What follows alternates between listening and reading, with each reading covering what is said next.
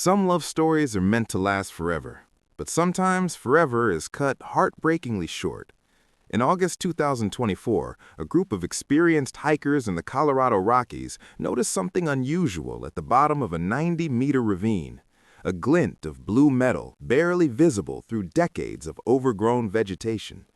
What they had stumbled upon would finally answer a question that had haunted two families for 66 years.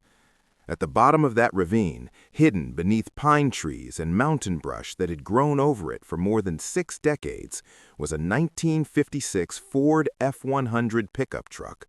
The vehicle was severely damaged, its bright blue paint faded and rusted, but still identifiable. Inside, rescue workers found the skeletal remains of 2 people still seated side by side. In the glove compartment, a yellowed vehicle registration document bore the name Christopher Michael Jones and a road map with a route carefully marked in pencil, dated June 1958. This is not just a story about a tragic accident. This is a story about 2 people who had just started their lives together, who set out on a mountain drive to celebrate their love and who never came home. A story about how a single moment can change everything, and how the mountains can keep secrets for generations. A story about a 1956 Ford F-100 that became a tomb, hidden in plain sight for 66 years. Before we continue, if you appreciate thoroughly researched true crime stories told with respect and detail, please subscribe and hit the notification bell.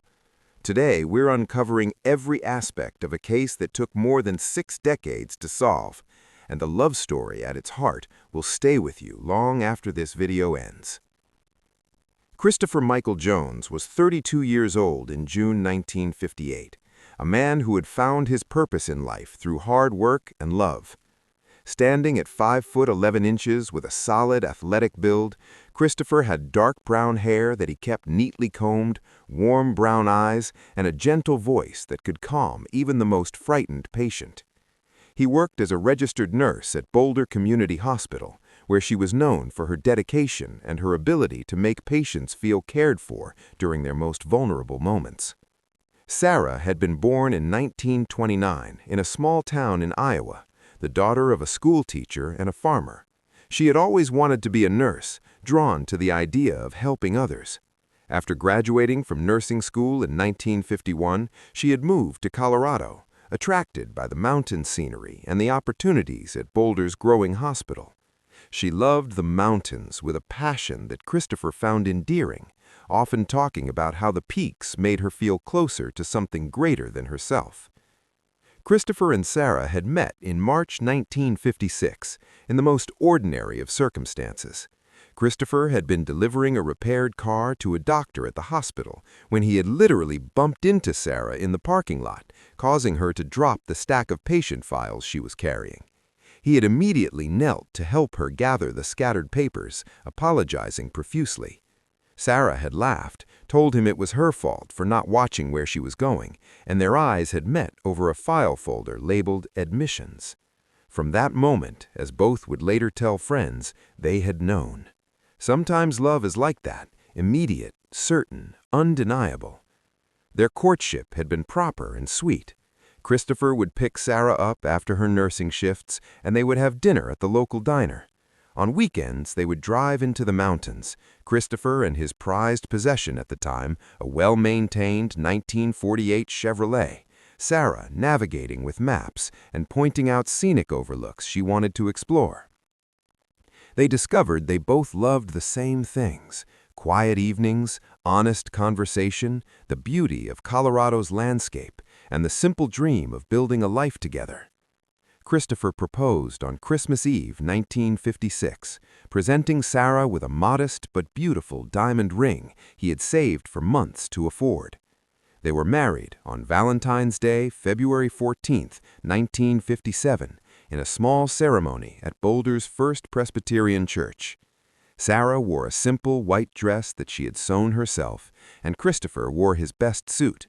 The reception was held in the church basement with homemade cake and punch, attended by 50 friends and family members. After the wedding, they moved into a small house on the outskirts of Boulder, a two-bedroom cottage with a view of the Flatirons. Sarah continued working at the hospital, and Christopher continued running his garage.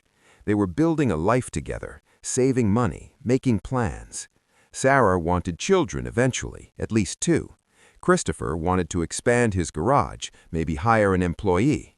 They talked about these dreams every evening over dinner, their future bright with possibility. In March 1958, Christopher had made a decision that would become tragically significant. He had saved enough money to buy a new truck for his business, something reliable that could haul parts and equipment. After weeks of searching, he had found the perfect vehicle, a 1956 Ford F-100 pickup truck, in a beautiful bright blue color.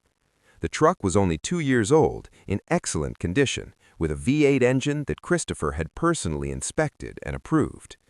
Christopher was so proud of that truck, he had shown it to everyone who came into his garage, explaining its features with the enthusiasm of someone who truly loved machinery.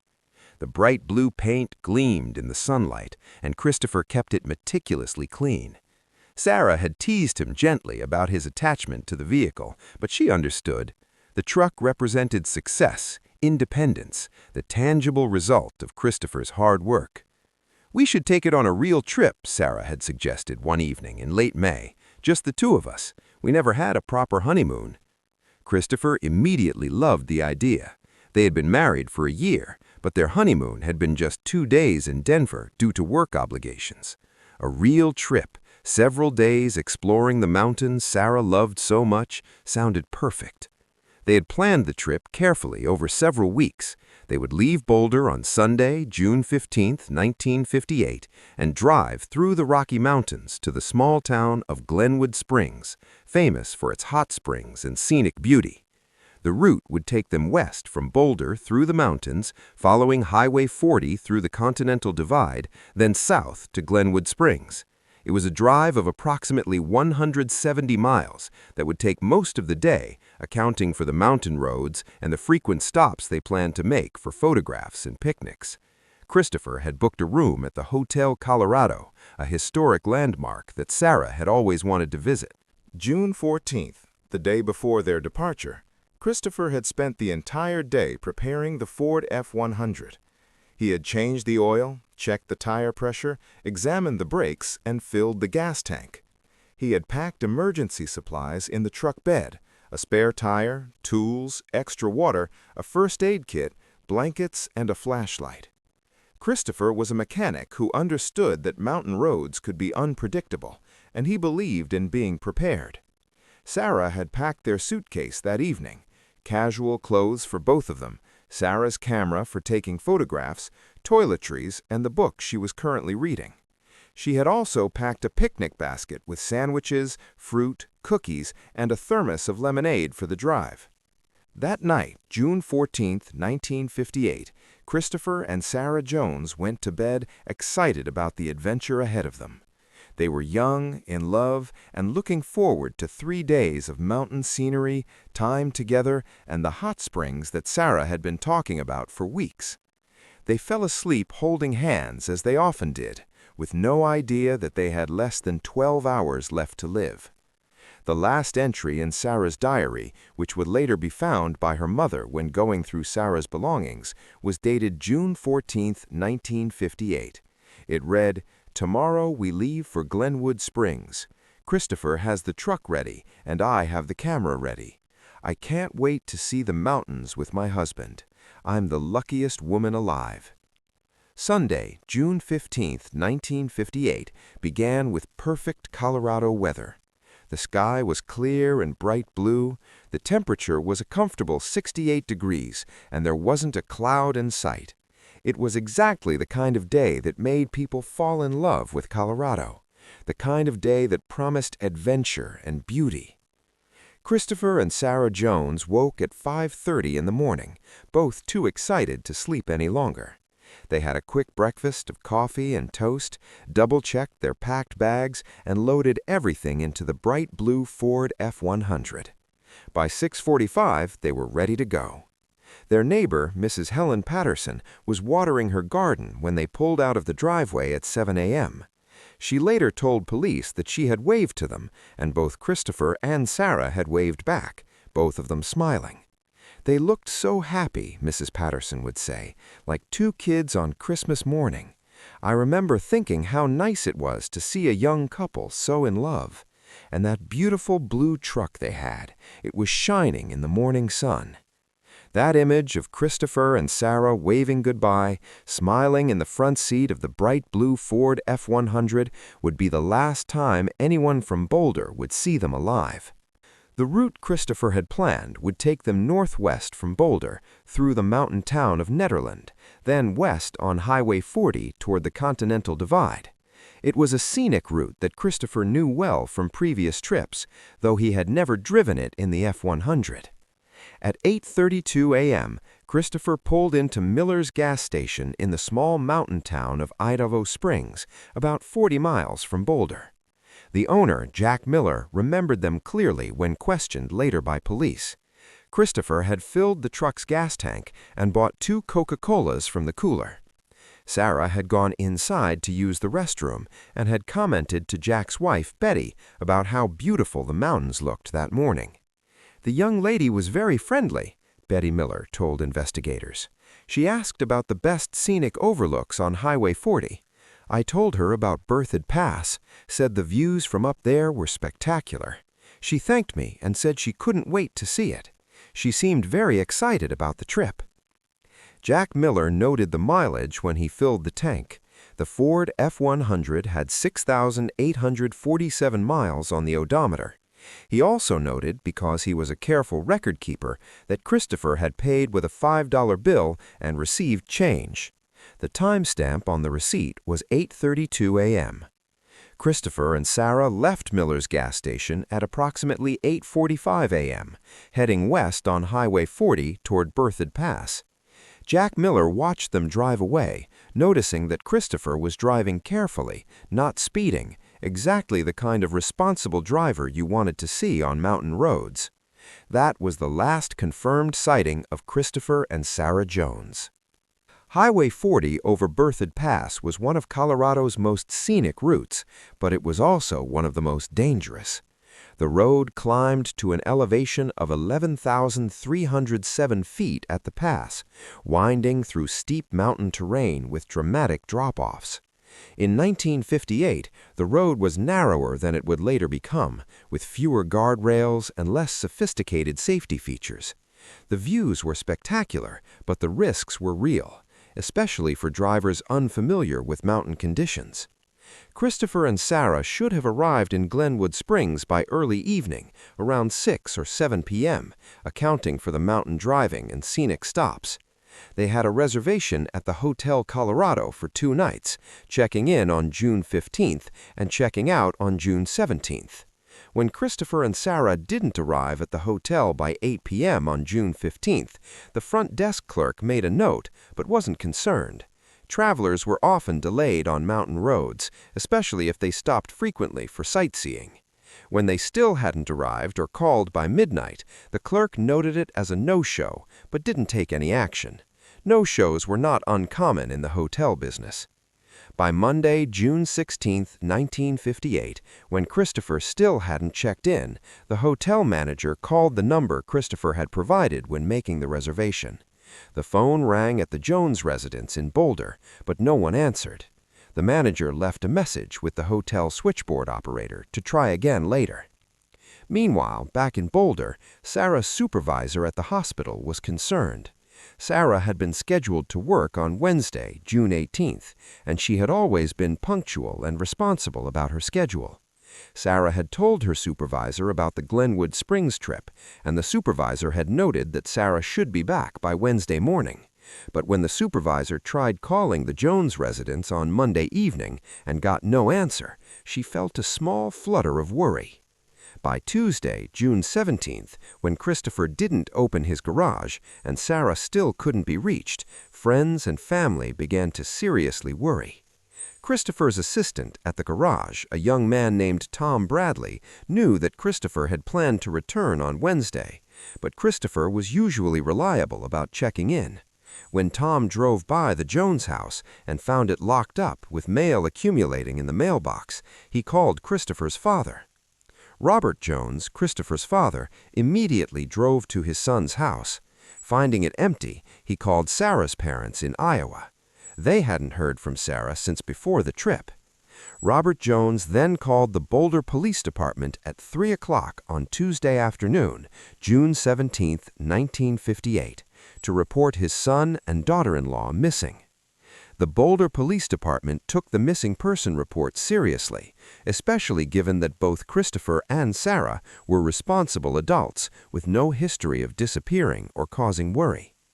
Officer Daniel Morrison filed the initial report and immediately contacted the Colorado State Patrol to alert them that a couple driving a 1956 bright blue Ford F-100 pickup truck, license plate number CO4729, might be in trouble somewhere in the mountains. The patrol took action immediately. They knew that mountain roads could be deadly, and a vehicle that hadn't arrived at its destination after nearly 3 days was cause for serious concern. Patrol officers were dispatched to drive Highway 40 from Idaho Springs to Glenwood Springs, looking for any sign of the blue Ford F-100. On Wednesday morning, June 18, 1958, a full-scale search operation was launched. Chautauquan, CSPT, Boulder Police, and volunteers from mountain rescue organizations began systematically searching the route Christopher and Sarah had planned to take. The search focused on Highway 40, particularly the dangerous sections around Berthoud Pass, where the road wound through steep mountain terrain with dramatic drop-offs. In 1958, the road was narrower than it would later become, with fewer guardrails and less sophisticated safety features. The views were spectacular, but the risks were real, especially for drivers unfamiliar with mountain conditions. Christopher and Sarah should have arrived in Glenwood Springs by early evening, around 6 or 7 p.m., accounting for the mountain driving and scenic stops. They had a reservation at the Hotel Colorado for 2 nights, checking in on June 15th and checking out on June 17th. When Christopher and Sarah didn't arrive at the hotel by 8 p.m. on June 15th, the front desk clerk made a note but wasn't concerned. Travelers were often delayed on mountain roads, especially if they stopped frequently for sightseeing. When they still hadn't arrived or called by midnight, the clerk noted it as a no-show but didn't take any action. No-shows were not uncommon in the hotel business. By Monday, June 16, 1958, when Christopher still hadn't checked in, the hotel manager called the number Christopher had provided when making the reservation. The phone rang at the Jones residence in Boulder, but no one answered. The manager left a message with the hotel switchboard operator to try again later. Meanwhile, back in Boulder, Sarah's supervisor at the hospital was concerned. Sarah had been scheduled to work on Wednesday, June 18th, and she had always been punctual and responsible about her schedule. Sarah had told her supervisor about the Glenwood Springs trip. Websites and true crime forums, amateur investigators would review the old files, study maps of Highway 40, and propose new search areas. A few even traveled to Colorado to look for themselves, hiking into ravines with metal detectors and hopes of being the one to finally solve the mystery. None succeeded. In 2010, a documentary filmmaker researching Colorado's unsolved mysteries included a segment about Christopher and Sarah Jones. The film showed the last known photographs of the couple, interviewed a distant cousin, and included footage of Highway 40 and the surrounding mountains. The documentary brought temporary renewed interest in the case, but no new leads materialized. By 2024, 66 years had passed since Christopher and Sarah Jones drove away from their Boulder home in their bright blue Ford F-100. The case was ancient history, a sad story from another era. The 1956 Ford F-100 itself had become a classic vehicle, sought after by collectors, worth considerable money in good condition. Automotive enthusiasts would occasionally mention that one of these valuable trucks was sitting somewhere in the Colorado mountains, lost with its owners, a time capsule waiting to be discovered. That discovery almost didn't happen. If not for a combination of drought conditions, experienced hikers, and afternoon sunlight hitting at exactly the right angle, the Ford F-100 might have remained hidden for another 66 years. August 2024 was one of the driest months Colorado had seen in years. A prolonged drought had lowered water levels in rivers and lakes, reduced vegetation, and made the mountains look dustier and more exposed than usual. For hikers and outdoor enthusiasts, it meant clearer views, but also increased fire danger and the need for extra caution. On August 17, 2024, a group of 4 experienced hikers were exploring a remote area approximately 12 miles west of Berthoud Pass. The group consisted of Marcus Chen, 41, a software engineer from Denver, his wife Lisa Chen, 39, a geography teacher, David Sullivan, 38, an environmental scientist, and Amanda Rodriguez, 35, a photographer. All 4 were experienced mountain hikers who enjoyed exploring off-trail areas in search of scenic views and wildlife photography opportunities. They had hiked about 3 miles from the nearest road, following a ridgeline that offered spectacular views of the valley below.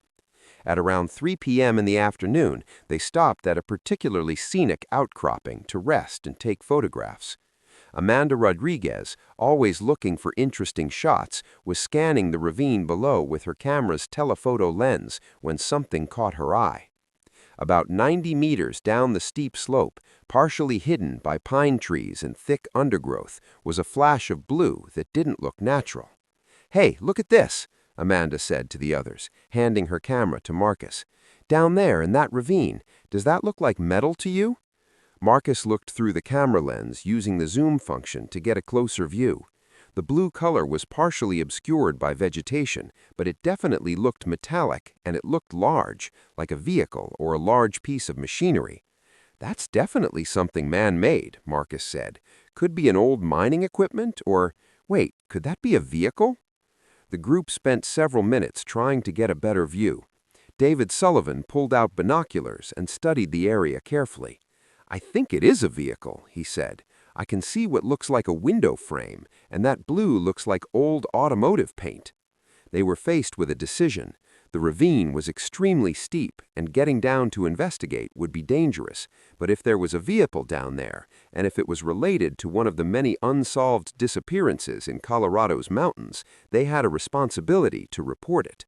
"We should call search and rescue," Lisa said.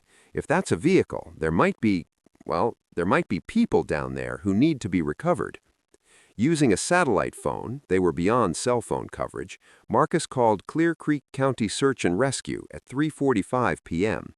He described their location using GPS coordinates and reported seeing what appeared to be a vehicle in a deep ravine. Search and Rescue took the report seriously. This wasn't the first time hikers had reported possible vehicles in remote areas, and most turned out to be false alarms or old abandoned equipment. But every report was investigated, especially in a county that had a history of unsolved missing persons cases. By 6 p.m. that evening, a search and rescue team with a helicopter was en route to the location. The helicopter crew included Captain Robert Martinez, a veteran pilot, and 2 rescue specialists, Jennifer Walsh and Michael Cooper. They carried equipment for rappelling into ravines and for recovering human remains if necessary. At 6:35 p.m., the helicopter located the outcropping where the hikers were waiting. Captain Martinez maneuvered the helicopter to get a better view of the ravine below. What he saw made him immediately radio back to base. "We have definite confirmation of a vehicle in the ravine," he reported. "It's a pickup truck, appears to be from the 1950s, blue in color, heavy vegetation growth over and around it. I can see the truck bed and what looks like the cab. We're going to need a full recovery operation." The helicopter couldn't land in the area due to the steep terrain and thick trees. The decision was made to return the next morning with additional personnel and equipment for a technical rescue and recovery operation. On August 18, 2024, at 7 a.m., a full team of 12 search and rescue personnel, including technical climbers and forensic recovery specialists, hiked to the site. Clear Creek County Sheriff's Office sent Detective Sarah Morrison and Deputy James Foster to oversee the operation and document everything for a possible investigation. At 9 a.m., the first rescuers rappelled down the 90-meter slope into the ravine. The descent was difficult, the terrain steep and unstable, with loose rock and thick vegetation making every step dangerous. This helped explain why the vehicle had never been found, despite extensive searches in 1958. The ravine was simply too steep and too overgrown to search without specialized equipment and techniques. When the rescue team reached the vehicle at 9:45 a.m., they confirmed it was indeed a 1956 Ford F-100 pickup truck in bright blue.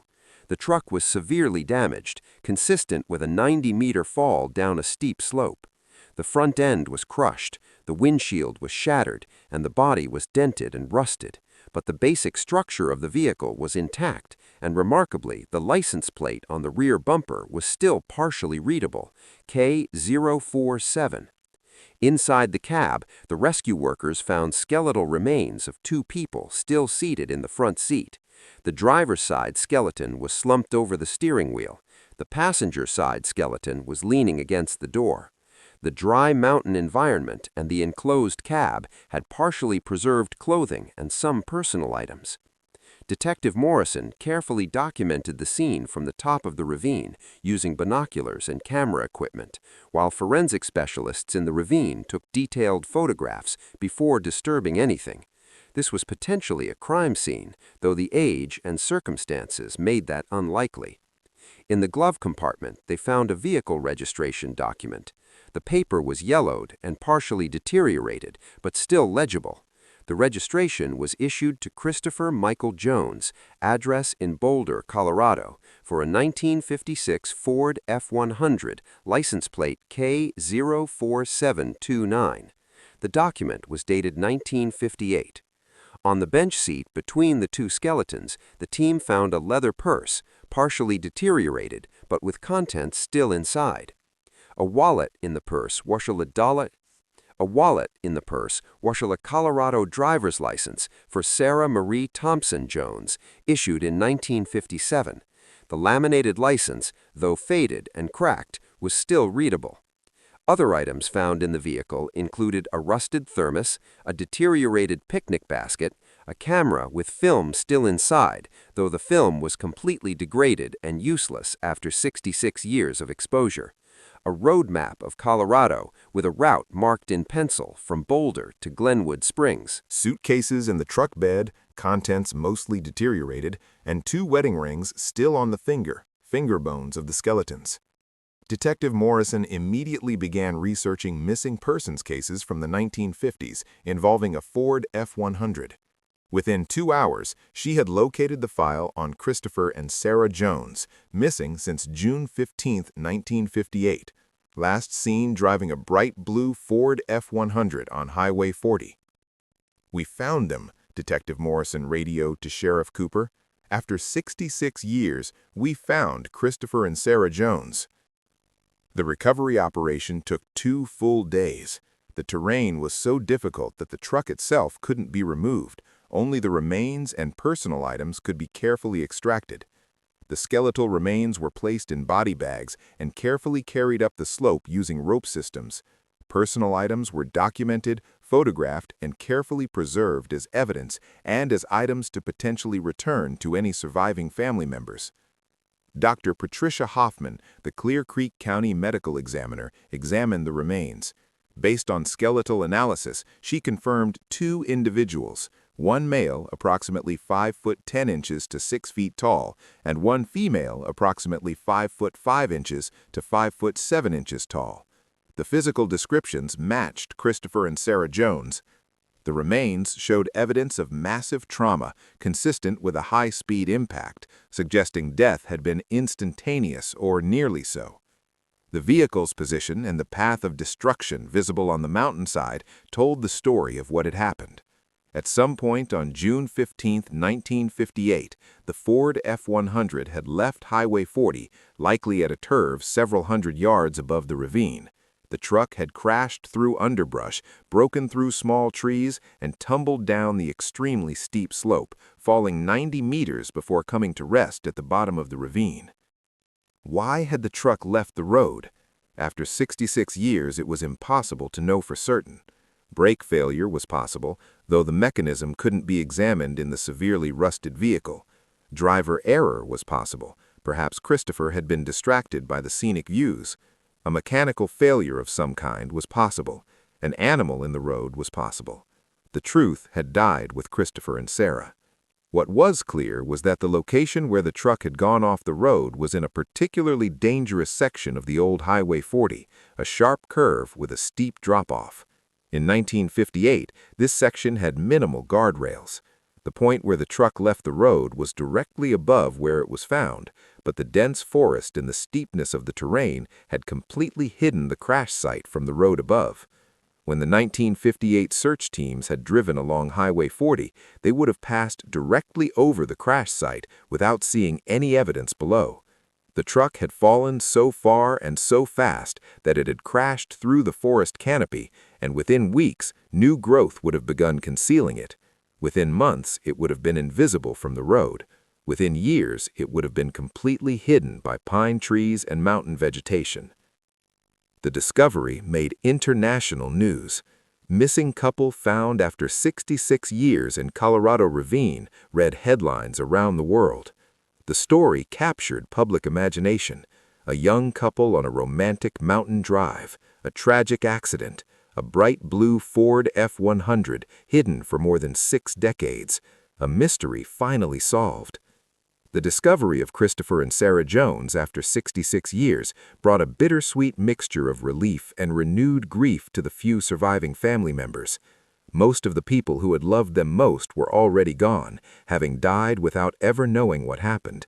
But distant relatives, cousins who had been children in 1958, finally had answers to questions that had lingered their entire lives. The medical examiner's report provided the basic facts about how Christopher and Sarah had died. Dr. Hoffman determined that both had suffered massive traumatic injuries consistent with a high-velocity impact. In simpler terms, the 90-meter fall down the mountainside and the impact at the bottom had caused injuries that would have resulted in death within seconds or minutes. There was some small comfort in knowing they had not suffered for long. The position of the remains suggested that Christopher had been driving, as expected, with Sarah in the passenger seat. Both had been wearing their seatbelts, evidenced by the position of the skeletal remains and the presence of rusted belt hardware. In 1956, seatbelts were not yet standard equipment in all vehicles, but Christopher, being a mechanic who understood vehicle safety, had installed them in his Ford F-100.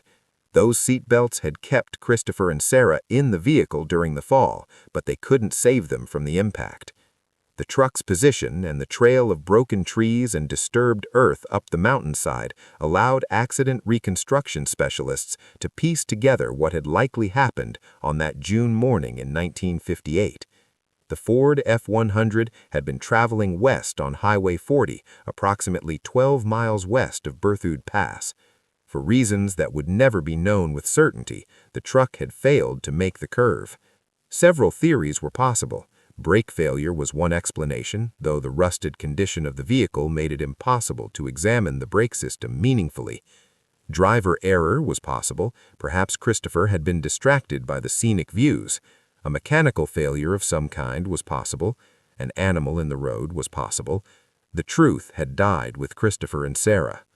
What was clear was that the location where the truck had gone off the road was in a particularly dangerous section of the old Highway 40, a sharp curve with a steep drop-off. In 1958, this section had minimal guardrails. The point where the truck left the road was directly above where it was found, but the dense forest and the steepness of the terrain had completely hidden the crash site from the road above. When the 1958 search teams had driven along Highway 40, they would have passed directly over the crash site without seeing any evidence below. The truck had fallen so far and so fast that it had crashed through the forest canopy, and within weeks, new growth would have begun concealing it. Within months, it would have been invisible from the road. Within years, it would have been completely hidden by pine trees and mountain vegetation.